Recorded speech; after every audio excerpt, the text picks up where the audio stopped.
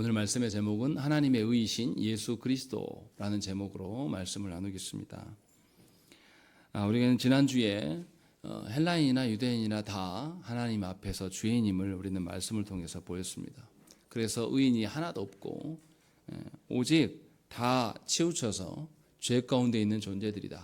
그의 말과 그들의 행함까지도 전부 다 죄악 가운데 있다라는 것을 말씀을 통해서 보았습니다. 그런데 이제 바울은 19절부터 다른 이야기를 해요. 이 죄된 자들이 어떻게 그러면 하나님 앞에 의롭다함을 얻느냐, 그 이야기를 하기 위하여서 19절부터 31절까지 같은 맥락으로 이야기를 하는데 우리는 두 번에 나눠서 설교를 할 것입니다. 그래서 19절부터 24절의 말씀을 우리가 볼 텐데요. 먼저 말씀을 보시면 19절에 보시면 우리가 알거니와 무릇 율법이 말하는 바는 율법 아래에 있는 자들에게 말하는 것이다 라고 말씀하고 있어요. 그러면 이제 오해될 수가 있습니다. 율법 아래에 있는 자는 도대체 누구인가라는 것. 하나님께서 누구에게 율법을 주셨습니까? 유대인들에게 율법을 주셨기 때문에 그럼 이 유대인들만 말하는 것인가? 라는 생각이 듭니다. 이 부분을 우리가 바로 알아야 돼요. 율법 아래에 있는 자가 과연 누구인가? 라는 것. 이것이 굉장히 중요합니다. 그런데 19절의 말씀을 보시면 이는 이라고 되어 있어요. 거기서부터 읽겠습니다. 이는 읽겠습니다. 시작.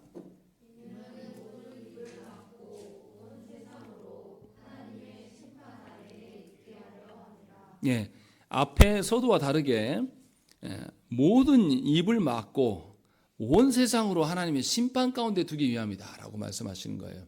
그러면 앞에서 율법 아래에 있는 자들이 특정한 어떤 부류만을 말하는 것일까요? 아니면 온 인류를 말하는 것일까요? 누가 봐도 이것은 특정한 어떠한 부류에게만 말하는 것이 아니라 온 인류가 하나님의 심판 가운데 있다. 이 말을 하고 싶어서 지금 하고 있는 거예요. 그러면 이 율법 아래에 있는 자들은 누구냐라는 것이죠. 앞에서 하나님께서 심판하실 때 유대인들은 율법의 기준으로서 율법을 주셨기 때문에, 그리고 이방인들은 뭘로 심판하신다고 하셨습니까? 그의 양심으로 하나님께서 이미 허락하신 것으로 그들을 심판하실 것을 분명하게 말씀하셨다는 것입니다. 그래서 여기서 말하는 율법 아래에 놓여 있는 자들은 전부 다 모든 인류를 포함하면서 지금 말하는 거예요. 근데 문제는 뭡니까? 율법 아래에 있는 자들이 모두 심판받을 텐데 문제는 뭐냐면 아담의 범죄함으로 인하여서 온 인류가 타락하였어요. 그래서 죄된 본성을 갖게 되었습니다. 그래서 이방인들의 양심도 타락했습니다. 그래서 항상 동일한 분별력을 가질 수가 없게 되어버렸다는 것이죠. 그래서 우리가 앞에서도 말했지만 유대인의 나음이 무엇이냐라고 했을 때 그들이 말씀을 맡은 것이 나음이다라고 말씀했어요. 다시 말하면 말씀을 맡은 유대인들의 책무가 더 커지는 것입니다. 왜냐하면 양심이 타락하여서 하나님을 바로 보지 못하는 이방인들에게 하나님의 어떠하심을 보여줘야 될 자들이 말씀을 맡은 자들이에요. 그래서 말씀을 맡은 자들이 분명하게 이방인들 앞에서 그들이 하나님 앞에서 존재하는 자들임을 분명하게 드러내야 돼요. 하나님이 누구이시고 하나님 앞에서 우리 인간은 도대체 누구인가 라는 것을 말씀을 맡은 유대인들이 증명해 냈어야 될 일이라는 것입니다. 교회도 같은 사명을 가진 자들이에요. 복음은 교회만을 위한 것이 아닙니다. 그래서 예수님께서 뭐라고 하십니까? 복음을 어디까지 전하라고요? 세상 땅 끝까지 전하여. 언제까지요? 예수 그리스도께서 다시 오실 마지막 날까지. 그래서 주님이 삼위 하나님의 이름으로 세례를 주고 말씀을 가르쳐 지켜 행하게 하는 그곳에 세상 끝날까지 함께 하실 것을 분명하게 약속하셨단 말이죠. 그러니까 교회는 복음을 전하는 자들이 돼야 돼요. 책무가 훨씬 큰 겁니다. 다시 말하면 하나님의 심판 앞에 섰을 때에 세상 사람들의 심판받는 것보다 성도들의 심판받으면 다른 개념이라는 것이죠. 분명하게 그래서 모두가 하나님의 심판 아래에 놓여 있지만 그 역할은 다르다라는 것을 우리에게 말씀하고 있어요.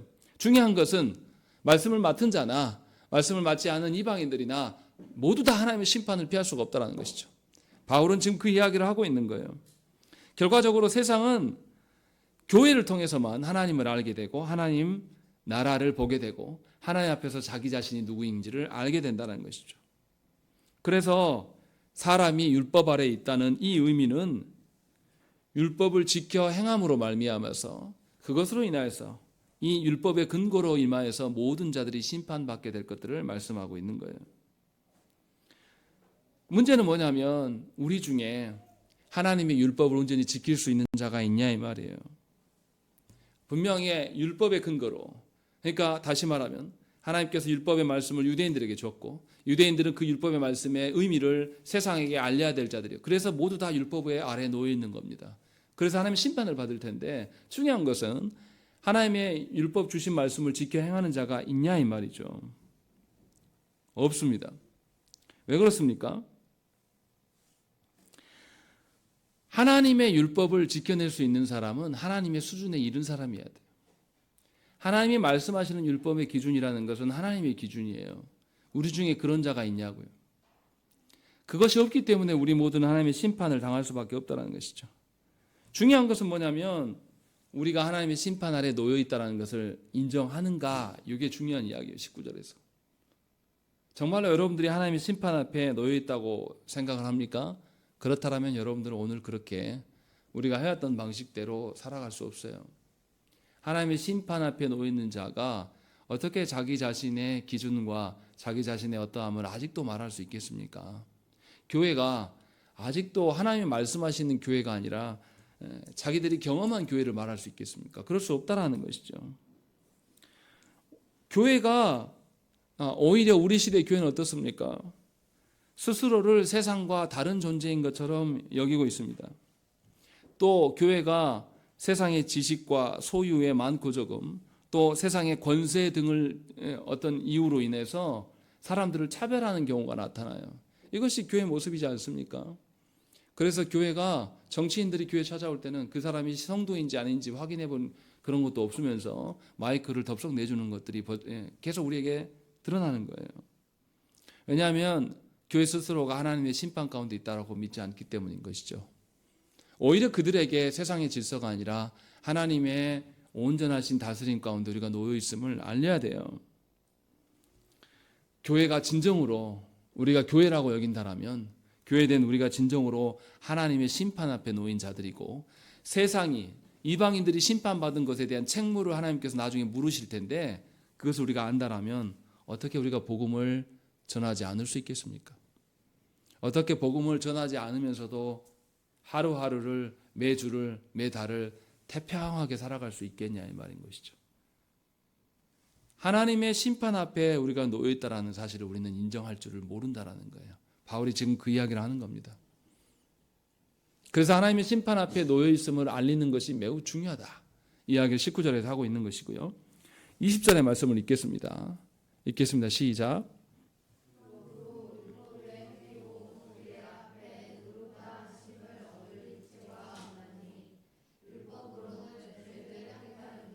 예, 20절에서 무슨 이야기를 합니까? 19절에서 모든 사람이 율법 아래에 있다라고 말했어요. 그리고 20절에서는 율법의 행위로 하나님 앞에서 의로울 자가 아무도 없다라고 말씀하고 있어요. 그러니까 그렇다면 모든 사람들이 심판을 받아야 되고 심판으로 인해서 죽어야 됩니다. 근데 바울은 무엇 때문에 율법의 행위로 하나님께 의롭다함을 받지 못한다라고 말할까요? 사람의 어떠함으로 무엇인가를 이룰 수 없다라고 지금 말하는 거예요. 율법을 준수한다라는 개념은 우리가 몇 가지 것들을 지키는 것으로 말하는 것이 아니에요. 진정으로 하나님의 신적 수준에까지 이르는 그 율법의 준수를 말씀하고 있는 거예요. 그래서 사람들 중에는 하나님의 수준에 이룰 자가 없기 때문에 율법의 행위로는 하나님 앞에서 결코 의롭다함을 얻을 수가 없습니다. 그러면 하나님께서 언약 백성들에게 율법을 주신 이유가 무엇입니까? 20절에서 그 이유를 밝히는 거예요. 뭐라고 되어 있습니까? 율법을 준 이유가 뭐라고 되어 있습니까? 죄를 깨닫게 합니다 라고 밝히고 있는 것이죠. 갈라디아서 3장 19절 말씀에 그런즉 율법은 무엇이냐? 범법함으로 더하여진 것이라. 천사들을 통하여 한 중보자의 손으로 베푸신 것인데 약속하신 자손이 오시기까지 있을 것이라 라고 말씀하고 있는 거예요. 하나님께서 율법을 사람들에게 주신 이유는 하나님의 법을 깨트린 그 온 인류가 범법하였음을 깨닫게 하시기 위해서 주신 것이라는 거예요.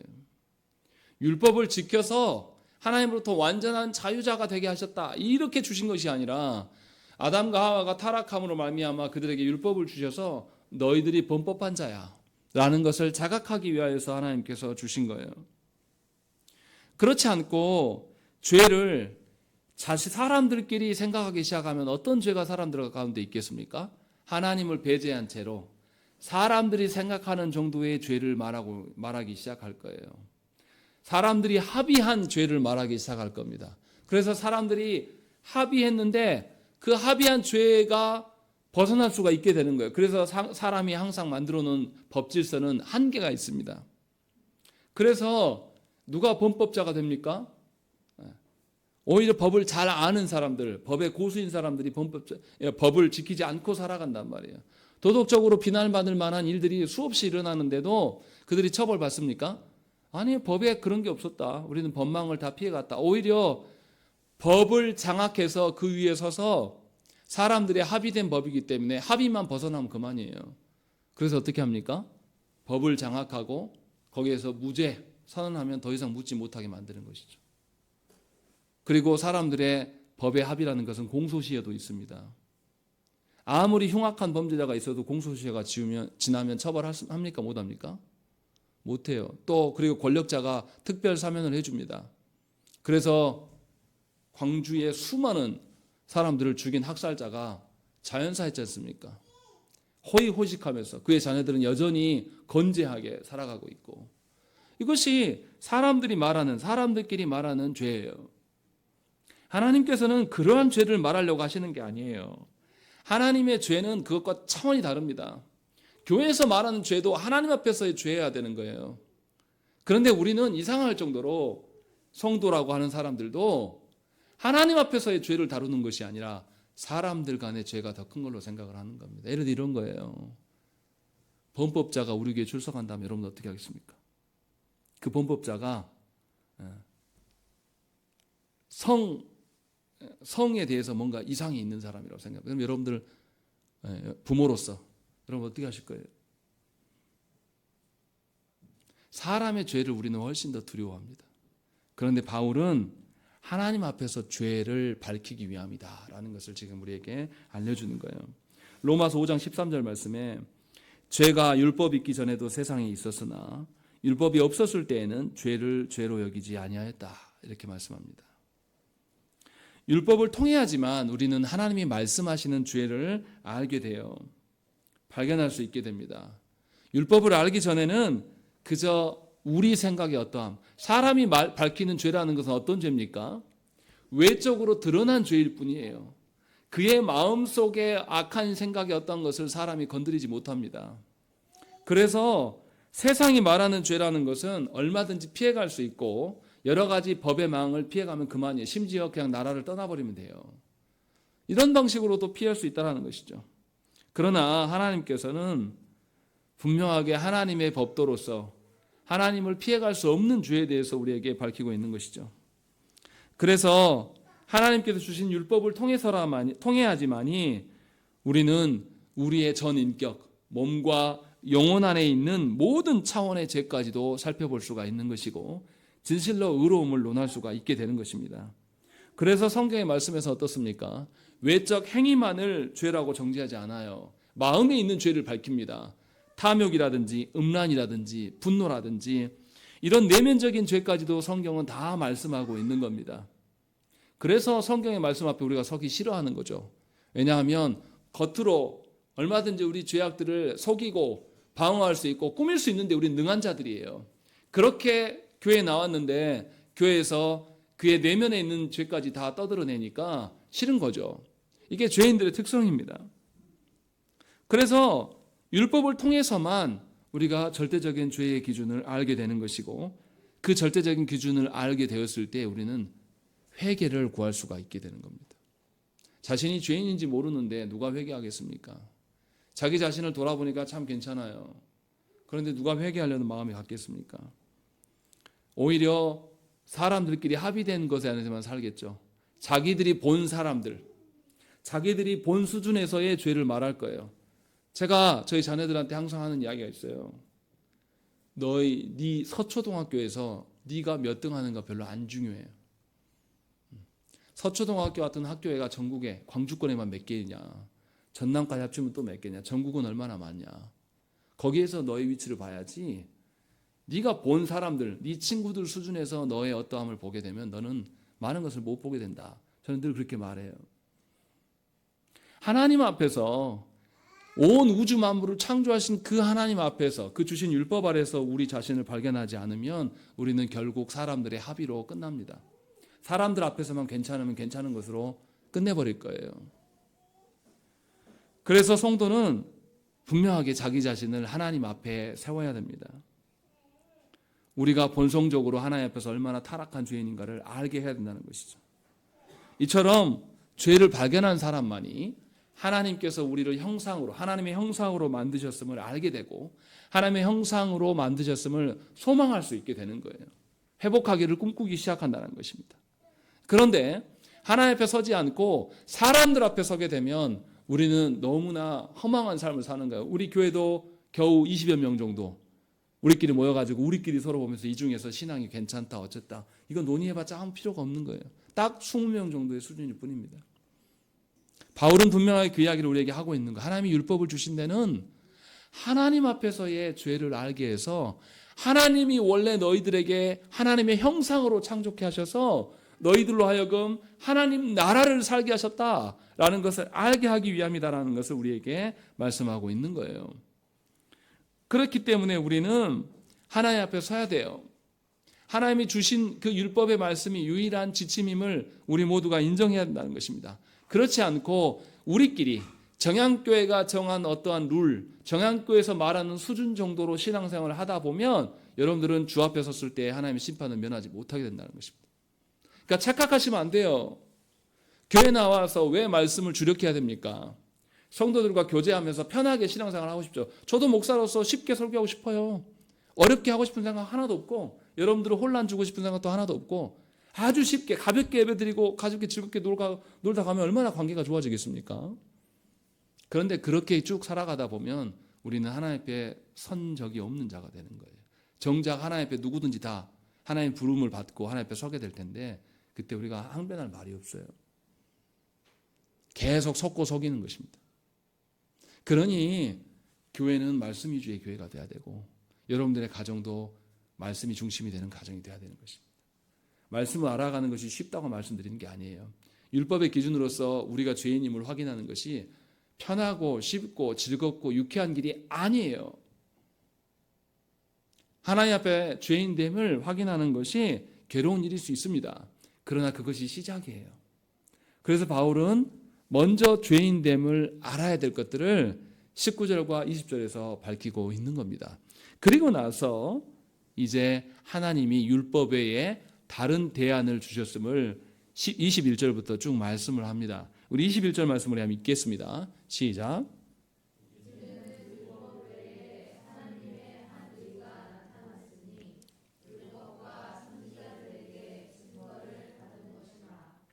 예, 바울은 율법 외에 다른 대안이 있다라고 말씀하는 것이죠. 그것이 뭐냐면 하나님의 의 이렇게 말씀하고 있는 거죠. 그런데 바울은 이 하나님의 의가 어디서부터 확인할 수 있었다고 말합니까? 율법과 선지자들에게 증거를 받은 것이다. 이렇게 말씀하고 있는 것이죠. 이게 무슨 말입니까? 하나님의 의를 율법과 선지자들, 바울 시대의 율법과 선지자들이 말한 것이 뭐예요? 구약 성경이겠죠. 구약 성경의 말씀을 통해서 계속해서 하나님은 하나님의 의를 드러내셨다라는 것이죠. 다시 말하면 구약의 말씀, 율법의 말씀을 통해서 하나님은 죄를 깨닫게 하신 것뿐만 아니라 하나님의 의도 보이셨었다라는 것을 지금 이야기를 하고 있는 거죠. 하지만 언약 백성인 유대인들은 구약 성경을 가지고 있으면서도 하나님의 의와 율법의 행위로서 하나님 앞에 설 수 없음을 알지 못했다라는 것입니다. 하나님의 의를 아는 것과 하나님의 율법의 행위로 하나님 앞에 설 수 없음을 알았어야 돼요. 그런데 오히려 유대인들은 어떻게 했습니까? 하나님의 의를 던져버리고 율법을 지키는 데만 주력했어요. 그래서 율법의 조항들을 잘게 쪼갰어요. 그것이 뭡니까? 장로의 유전이에요. 그래서 613가지를 지키면 완전한 성도다라고 말하면서 기계적으로 그것을 지키는 것을 목적으로 삼았습니다. 그런 유대인들을 바라보면서 그 거짓된 율법의 열심인 자들을 주님이 어떻게 평가했습니까? 마태복음 23장 23절 말씀. 화 있을진저 외식하는 서기관들과 바리새인들이여, 너희가 박하와 회향과 근처의 11조는 드리되 율법에 더 중한 바 정의와 긍휼과 믿음은 버렸도다. 그러나 이것도 행하고 저것도 버리지 말아야 할지니라 라고 말씀하는 거죠. 그들이 정작 외형적으로, 그래서 외식하는 자처럼 살았어요. 그런데 정작 그 율법의 말씀을 통해서 하나님의 어떠하심을 알지 못했다라는 것이죠. 하나님의 정의나 하나님의 그 긍휼과 하나님의 신실하심에 대해서 이들은 전혀 알지 못했다라고 주님은 그들을 질타하셨습니다. 그래서 하나님의 어떠하심에 대한 신뢰하는 것, 그 믿는 것을 너희가 버렸다라고 이야기를 하고 있는 겁니다. 이처럼 율법을 통해서 드러나는 것은 하나님의 의로움, 하나님의 성품이 드러나는 거예요. 하나님의 어떠하심이 드러나게 되어 있습니다. 그래서 하나님은 하나님의 의로우심을 아는 자는 하나님께서 어떠한 죄도 간과하지 않으시고 그대로 보응하시는 것을 아는 것이죠. 보응한다는 것은 그대로 갚으시겠다라는 거예요. 죄에 대해서 갚으시겠다라는. 분명히 이것을 성경은 이야기를 하고 있습니다. 그래서 율법을 통해서 우리는 하나님의 어떠하심을 보는 겁니다. 구약의 말씀을 통해서 우리는 하나님의 공의로움만 보는 게 아니라 하나님의 긍휼도 보게 되는 거예요. 이것이 하나님의 의예요. 하나님의 공의로움만 계시다면 우리는 살아남지 못해요. 그러나 하나님은 긍휼이 많으셔서 구약에서 계속 무엇을 약속하셨습니까? 아담과 하와가 타락하자마자 하나님은 누구를 약속하셨습니까? 예수 그리스도께서 오셔서 이 모든 것을 이루실 것이라는 것을, 그 긍휼의 어떠함을 분명하게 보이셨어요. 그래서 하나님께서 베푸시는 구원이라는 것은, 하나님이 보이시는 의로우심이라는 것은 약한 자나 선한 자나 의로운 자나 불의한 자나 다 상관없이 다 변함없이 똑같이 적용될 것들을 하나님 말씀하신 거예요. 그래서 하나님께서 하나님의 베푸심을 바라볼 때, 하나님이 비를 주시고 햇빛을 주시고 계절을 주시고 뭔가 변화되는 것을 주실 때에 특별하게 하나님의 백성들에게만 주십니까? 아니면 모두에게 주시는 겁니까? 모두에게 주시는 거예요. 이것이 성경이 말하고 있는 겁니다. 그러니 뭐 일본에만 쓰나미가 왔으니 하나님의 심판이 이렇게 말할 수가 없는 겁니다. 분명하게 하나님께서 허락하신 것을 알아야 돼요. 우리는 자연이라는 것을 통해서 하나님의 긍휼을 매번 경험하고 있습니다. 그런데 하나님의 긍휼을 우리는 어떻게 이야기합니까? 하나님으로부터 온 것이라고 믿지 않아요. 뭐라고 불러요? 자연, 이렇게 이야기하는 거죠. 스스로 존재하는 것, 언제나 그곳에 있는 것, 하나님께서 손을 떼지 않아도 있을 것처럼 우리는 생각하면서 그것들을 많은 대로 남용하는 것입니다. 왜냐하면 하나님을 상정하지 않기 때문에요. 또 하나님은 구약의 성경에서 하나님의 신실하심을 보여줘요. 하나님의 다스리심의 계획들을 어떻게 합니까? 미리 약속으로 보이십니다. 그게 말씀이에요. 그리고 약속하신 바대로 그대로 실행하시는 신실하신, 언약에 매이시는 하나님을 보여준다는 것입니다. 그래서 예수께서 뭐라고 말씀하셨습니까? 이 하나님의 약속하신 말씀이 천지가 없어지기 전까지 1.1획도 없어질 리가 없다라고 주님은 분명하게 말씀하는 거죠. 이게 하나님의 신실하심이에요. 그러니까 하나님께서 노아의 언약을 통해서 무지개 언약을 약속해 주시잖아요. 이제부터 영원토록 이 해와 달이 그 자리에서 자리를 지킬 것이며 또 계절이 계속 지속될 것이다. 하나님 약속해 주신단 말이에요, 거기에서. 그런데 그리스도인들이 마치 막 걱정하면서 이거 태양이 언제까지 지속할 것인가? 진화론적인 입장에서 더 태양도 언젠가는 고갈될 것인데 또 지구의 자전이 어떤 영향으로 인해서 멈추면 어쩌고 지구의 자전축이 좀 이렇게 휘어지면 어떨까? 막 이런 고민들. 그런 고민들 할 필요가 없다는 거죠. 하나님 언약에 있기 때문에. 그런데 우리는 이것을 믿지 않아요. 하나님의 의로우심을, 하나님의 어떠하심을 알려고 하지도 않고 믿지도 않고 있다는 것이 문제라는 겁니다. 바울이 그래서 다른 대안을 주셨음에도 불구하고 이것을 알지 못하는 것에 대해서 지금 바울이 지적을 하고 있는 겁니다. 그래서 하나님께서는 당신의 의로우심을 아주 명확하게 보여줍니다. 그것이 무엇인지를 22절에 보입니다. 우리 읽겠습니다. 시작.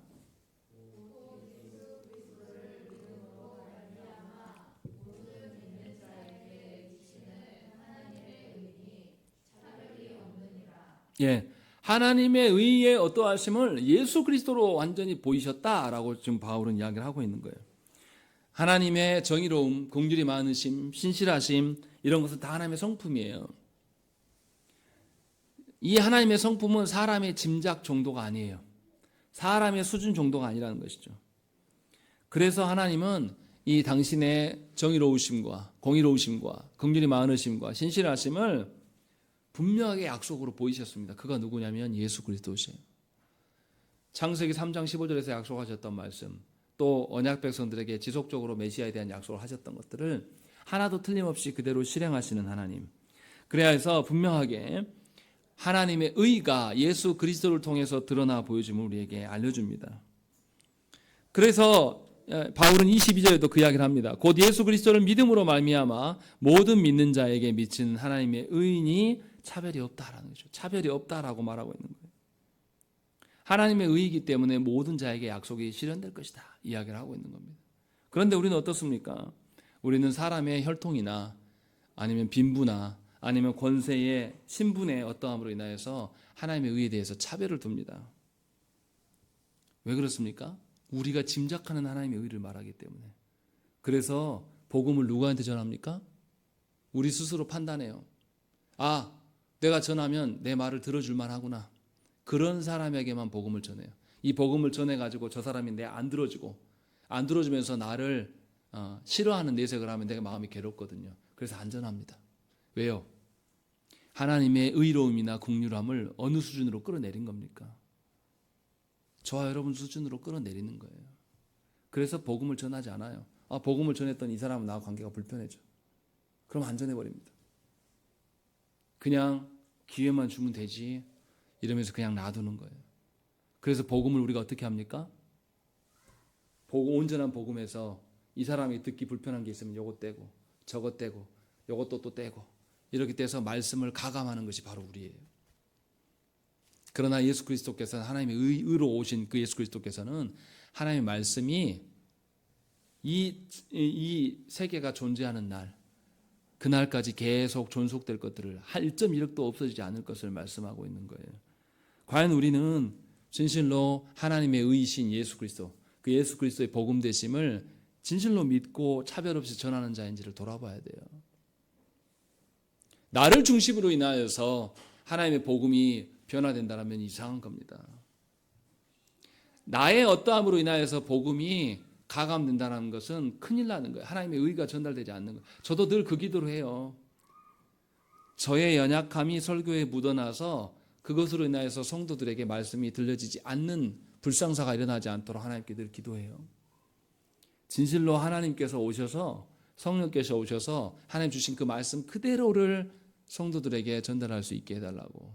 그 성도와 내 관계가 어떠하기 때문에 그것을 의식해서 말씀을 잘라내고 감소시키는 설교가 되지 않도록 늘 기도한다는 것입니다.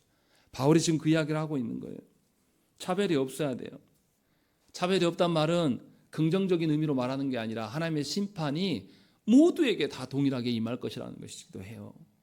이것을 바울이 지금 우리에게 얘기를 하고 있는 겁니다. 그래서 차별 없이 모든 사람에게 죄가 적용되는 것처럼 차별 없이 모든 사람에게 의도 전달돼야 되는 것입니다. 이것이 바울이 지금 우리에게 하는 거예요. 그래서 예수 그리스도를 통하지 않고는 의인이 될 자가 아무도 없는 겁니다. 그래서 예수 그리스도께서 우리에게 어떠한 그러면 하나님의 의를 드러내 보이는가 구체적으로 밝히는 것이 23절과 24절의 말씀입니다. 먼저 23절 말씀을 읽겠습니다. 시작.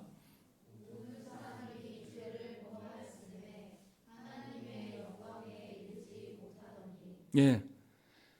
범죄한 인간에게 가장 큰 비참함이 뭐냐라고 했을 때 그것은 하나님의 영광에 이르지 못하는 것이다 라고 바울은 이야기를 하고 있는 겁니다.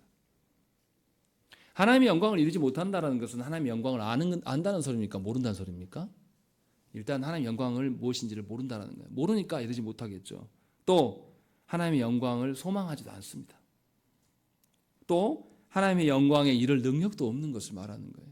그냥 단순하게 하나님의 영광에 이르지 못한다 이렇게 말하는 게 아니라 알지도 못하고 소망하지도 않으며 이룰 능력도 없는 것이에요. 그렇기 때문에 인간은 거짓된 소망을 찾기 시작하는 겁니다. 그래서 하나님을 떠난 사람들 어떻습니까? 썩어 없어질 이 땅의 영광을 말해요. 사람들끼리의 영광을 말하기 시작하는 겁니다. 그래서 피조물에 나타난 영광을 추구해요. 그래서 뭐합니까? 우상을 만드는 겁니다. 뭔가 형상을 만들어 놓고 거기 앞에서 기대해요. 안 믿는 분들이 어떻게 해요? 집에 가면 뭐가 있습니까? 머리 홀딱 벗겨진 아저씨 그림 있잖아요. 달마도사 그림 걸어놓고 이것이 있으면 기가 막 우리 집안에 기가 통해가지고 재물운이 막 들어온다 어쩐다 하면서 거짓된 형상을 걸어놓는 거예요. 왜냐하면 하나님의 영광을 소망하지 않기 때문에 썩어 없어질 것들을 추구할 수밖에 없는 거예요. 우리는 스스로 설 수 있는 존재가 아니라 의존적인 존재를 하나님 창조하셨어요. 하나님을 의존하도록. 그런데 하나님을 떠나니 썩어 없어질 세상의 것들을 탐하는 것이죠. 우리 젊은이도 마찬가지예요. 하나님 안에서의 만족을 못 누리니까 세상에서 무엇인가가 되고 싶고 세상에서 자기 자신을 입증하고 싶은 겁니다. 세상에 입증하지 않아도 하나님께서는 우리를 계속 자라게 하시고 키워가실 거란 말이죠. 그런데 우리가 그 욕망에 사로잡혀 있는 거예요. 왜냐하면 하나님의 영광을 모르기 때문에요. 그래서 결국은 우리는 어떻습니까? 사람들 앞에서 자기가 인정받아야 돼요. 누구나 그렇습니다. 여러분들의 위로가 정말로 사람 앞에 섭니까? 하나님 앞에 섭니까? 목사인 저도 늘 그 생각을 해요. 성도들의 변화가 없고 성도들의 변화된 호응이 없고 또 새로운 성도가 없고 이러면 피드백 없는 일을 계속 하는 겁니다. 아무리 노력해도 어떤 성과가 드러나지 않아요. 눈에 보이지 않는단 말이에요. 그러면 거기서 변질이 옵니다. 그래서 사람의 인정 욕구를 목말라 하기 시작하는 거예요. 그러면 어떻게 되겠습니까? 사람들한테 잘 보이려고 이제 엉뚱한 짓을 하기 시작하는 거예요. 그래서 하나님의 찬란한 영광을 알아야 돼요. 하나님의 영광을 소망해야 됩니다. 하나님의 영광을 이룰 수가 없기 때문에 하나님의 도움을 구해야 되는 것이에요. 그러니 말씀을 보지 않고 말씀의 은혜에 감격에 빠지지 않고 또 말씀을 지켜 행하는 데 있어서 하나님의 도움을 구하지 않고 어떻게 살아갑니까? 그러니 말씀과 기도는 우리의 삶의 근간이 될 수밖에 없는 거예요. 바울이 지금 그 이야기를 우리에게 보여주는 겁니다. 그래서 하나님께 영광을 아는 것, 서유리문답의 1문의 답이 뭡니까? 사람의 제일 된 목적은 하나님을 영화롭게 하는 거예요. 하나님을 영화롭게 하지 않는 자는 자신의 본분을 알 리가 없어요. 자신의 본분대로 살지 못하기 때문에 허망한 것을 위하여서 계속 살아갈 수밖에 없는 것입니다. 하나님은 우리를 처음부터 창조하실 때, 우리를 이 땅에 두실 때부터 하나님의 영광을 위하여서 두신 거란 말이에요. 이게 얼마나 놀라운 것이냐 이 말이에요. 그냥 썩어 없어질 이 땅의 질서 가운데 둔 게 아니라 영원한 하나님의 영광을 드러내기 위해서 하나님께서 우리를 창조하시고 여러분들이 있는 그곳에 하나님께서 세워놓으신 거예요. 이 하나님의 창조의 영광을 알면 하나님의 형상의 회복을 놓고 기도할 수밖에 없는 거예요. 하나님, 우리 스스로는 어떻게 안 됩니다. 타락한 본성, 율법을 통해서 보니 우리의 죄가, 하나님 앞에서 죄가 이렇게 큰 것이군요 라는 것을 알게 되고 우리의 능력으로 행할 수 없는 것을 알게 되기 때문에 하나님의 의를 구하는 거예요. 하나님, 우리는 할 수 없어요. 하나님이 약속하신 그분을 통해서 우리를 회복시키셔서 원래 창조하셨던 하나님의 형상, 죄에 물들지 아니하고 죄를 이길 수 있는 그 하나님의 형상을 회복해달라고 구할 수 있게 된다는 것입니다. 바울이 지금 우리에게 말하는 것이 바로 그것이에요. 그래서 우리의 뜻이 성취되지 않아도 괜찮아요. 하나님의 뜻이 성취되는 것이 곧 나의 기쁨이고 나의 소망이 되는 것이죠. 하나님의 말씀대로 되어지는 것이 우리가 살아갈 길이에요. 하나님의 말씀대로 되어지는 것은 우리 힘으로 되는 게 아니라 예수 그리스도의 성품을 닮아가는 것에서 가능한 거예요. 그래서 예수 그리스도를 닮기를 소망하는 거예요. 예수 그리스도께서 이미 하나님의 뜻을 이루셨음을, 성취하셨음을 우리는 말씀을 통해서 보고 있고 승천하셔서 그 하나님 우편에 앉아서 여전히 우리를 위하여서 주께서 이루신 그 구원의 일들을 우리에게 적용하고 우리가 그렇게 살아갈 수 있게 하기 위해서 드러내고 있는 거예요. 정말로 이렇게 하나님의 영광을 알고 소망하고 이 영광을 이루는 삶을 살아가는 사람은 자기 자신을 드러내지 않습니다. 하나님의 어떠하심만을 드러내는 것이죠. 나를 사랑하기 위해서 사는 게 아니라 하나님을 사랑하기에 누구를 사랑합니까? 다른 사람들을 사랑하는 방식으로 살아가는 것이죠. 이것이 교회의 본분이라는 것입니다. 이를 위해서 타락한 인류에게 하나님은 영광에 이르는 방편을 알려주셨어요. 그것이 24절의 말씀입니다. 우리 읽겠습니다. 시작.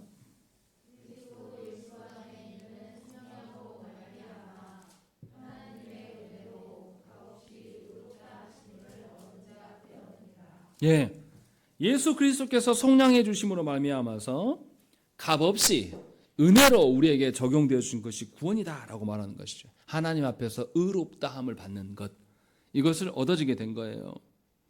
그래서 예수 그리스도 안에서 우리가 무엇인가를 소망할 수가 있는 거예요. 전에는 죄의 노예였어요. 어떤 죄의 노예입니까? 사람들이 만들어 놓은 죄. 하나님 앞에서 죄도 몰라요, 뭔지를. 사람들 앞에서 잘 보이고 사람들 앞에서 어떠함으로 살아가는 죄의 노예였단 말이에요. 그것에서 자유케 해서 하나님 앞에서 죄를 보게 하고 예수 그리스도로 말미암아 그 죄가 있는데 그 죄도 누가 담당하셨다고요? 예수께서 담당하심으로 말미암아 내가 몰랐던 죄까지도 하나님께서 자유케 하심을 보게 된다라고 24절에 말씀하고 있는 거예요. 그러니까 하나님께서 베푸신 은혜라는 것은 우리가 추정하는 정도의 것이 아니에요. 하나님을 알기 전에 사람들 앞에서 어떠함으로 우리는 살아갔고 사람들 앞에서 합의된 죄의 말에서 그것의 노예로 살아갔단 말이에요. 그래서 사람들한테 잘 보이려고 우리는 애를 써요. 그래서 하나님 원래의 에덴 동산에서 주셨던 그 자유로움이 우리에게 없어요. 그래서 우리는 어떻습니까? 집에 있다가도 슈퍼에 뭐 하나 사러 가려고 해도 어떻게 해야 합니까? 나갈 때 막 봐요. 나갈 때 옷도 보고 하나도 자유롭지 않아요. 우리는 늘 매여 있습니다. 그렇게 사는 거예요. 근데 제가 어렸을 때 그 시골 동네에서 살 때는 그런 게 없었어요. 누가 전방 가는데 머리를 매만지고 갑니까? 머리 상태 그대로 가고 그래도 누가 비난하는 사람 하나도 없고 집에서 입고 있었던 쓰레빠 신고 가도 누가 하나 그런 거 없이 살았단 말이에요.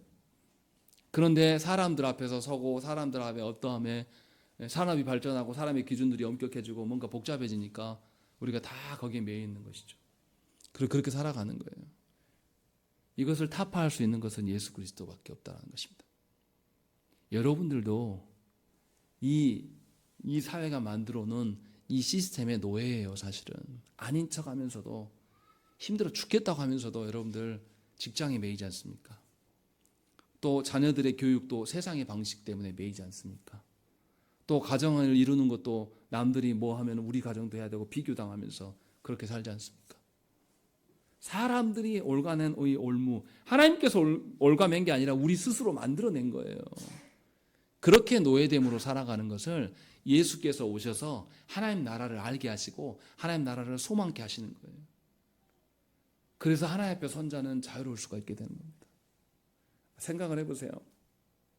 우리 준호가 저렇게 어린 준호가 엄마 앞에 섰을 때에 엄마랑 목욕한다고 옷 다 벗는다고 해서 준호가 옷을 안 벗겠습니까?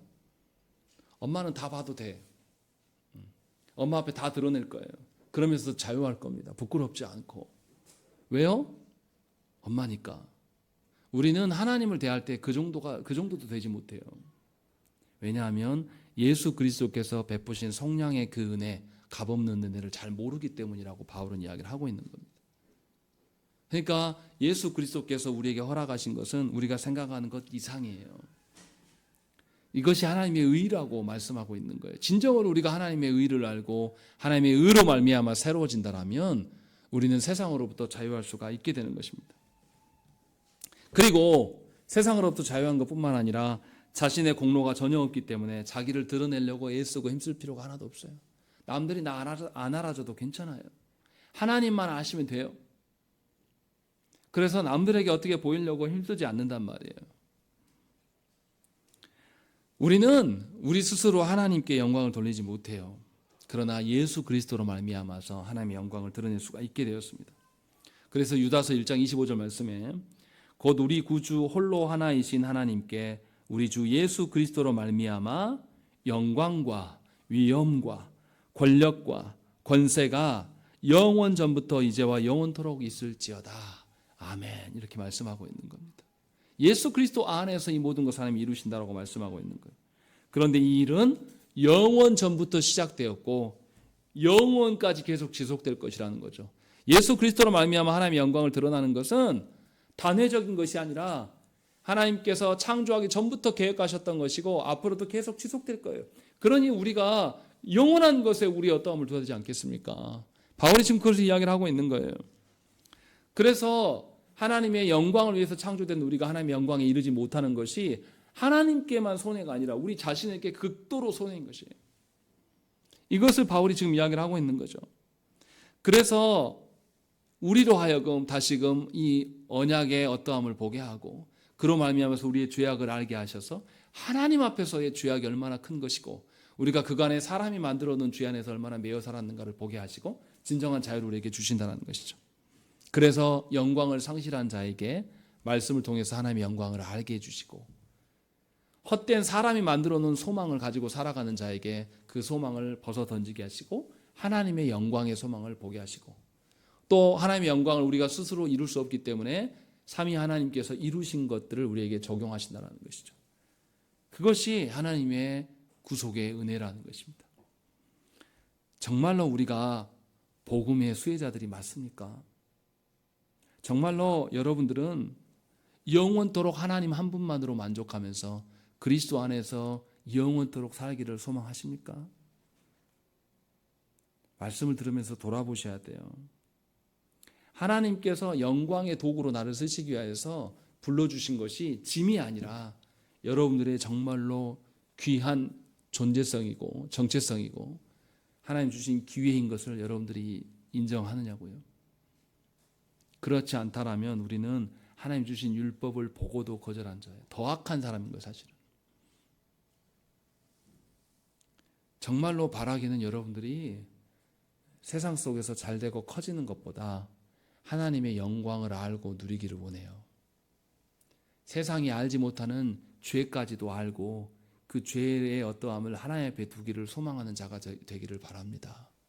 그래서 하나님의 놀라운 영광, 하나님의 그 위대하심, 어미로우심, 또 하나님의 그 크고 놀라운 권세, 이것을 아는 자면 세상의 권세에 더 이상 흐트러지지 않습니다. 하나님의 어떠하심 속에 서게 되는 것이죠.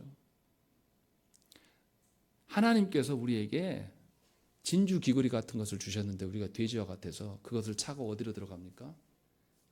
똥이 그득한 돼지 우리로 들어가는 삶을 살아갈 그런 것일 수도 있어요. 우리 삶이. 알아차리셔야 됩니다. 하나님께서 우리에게 주신 것이 얼마나 큰 것인가를 알아야 돼요. 저는 역사 속에서 그런 인물들을 보면은 정말 감사해요. 요즘에 서울의 봄이라는 영화가 막 이렇게 하면서 12.12 사태가 다시 재조명되고 있잖아요. 그 속에서 끝까지 이 쿠데타 세력에 호응하지 않고 끝까지 자기 자리를 지키면서 쿠데타는 불법이다라는 것을 외쳤던 사람들이 다 의문사를 당하고 심한 일을 당했어요. 어느 날 갑자기 변사체로 발견되고 서울대 간 자기 아들이 한 달 넘게 행방불명 됐다가 시신으로 발견되기도 하고 그런 속에서도 끝까지 전두환이 일으킨 것은 잘못된 쿠데타라고 밝힌 분이 있어요. 그분이 보니까 신앙인이더라고요. 그러니까 그 사람은 그때 이후로 정부로부터 계속 폭거를 당하면서도 하나님의 공의를 계속 부르짖었고 언론 속에서 나와서 90년대에도 끝까지 그 일을 외쳤던 사람이에요. 그런 분들 보면은 저분은 하나님 나라의 의를 아는 거구나. 신군부에 그냥 이렇게 머리를 조아리면은 그때부터 지금까지 떵떵거리고 살았을 거예요. 근데 그렇지 않고 믿음을 지키면서 산 분이 있더라고요. 참 놀라운 겁니다. 그래서 세상 사람들이 그러한 참된 신자를 통하여서 하나님의 의를 보는 거예요. 그분이 하나님 나라의 어떠함을 알지 못했다면 어떻게 그 일을 했겠습니까? 그 험한 핍박과 고난의 세월들을 어떻게 견뎠겠어요? 분명하게 우리가 알아야 됩니다. 과연 우리는 하나님의 영광을 소중히 여기는 자인가? 하나님의 영광을 세상의 어떠한 것부터 가장 귀한 것으로 여기는 자인가 돌아보시고 진정으로 예수 그리스도 안에 그 모든 것이 있음을 깨달으셔야 됩니다. 진실로 여러분들이 그리스도 안에서 기뻐하시기를 간절히 축원합니다. 함께 기도하겠습니다.